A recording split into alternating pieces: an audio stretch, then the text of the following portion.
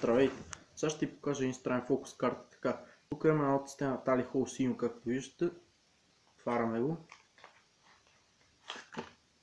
Така, цветето си е нормално обикновено.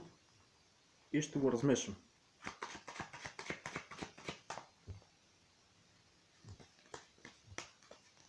Мешам го добре.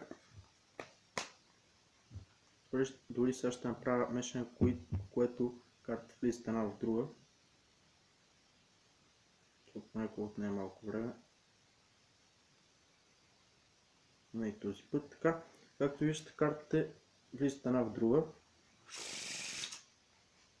И така, сега ще се опитам да направя нещо, което е почти невъзможно, да цепя винаги на асо. Преди това ще ви покажа, че не съм маркирал тестето нито от тук, нито от тук, от тук или от тук. Просто е така, ще цепя почти винаги на асо. Така, опитваме първи път.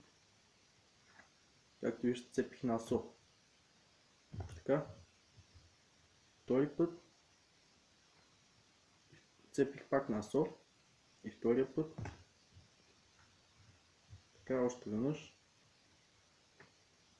Този път нямам късмет. Ще опитам пак. Както виждате, цепих на трето асо. Сега ще се опитам дори да ви кажа четвърто на коя позиция. Бих казал на 21, да видим. 1, 2, 3, 4, 5, 6, 7, 8, 9, 10. 1, 2, 3, 4, 5, 6, 7, 8, 9, 10. 21-та карта е асо каро.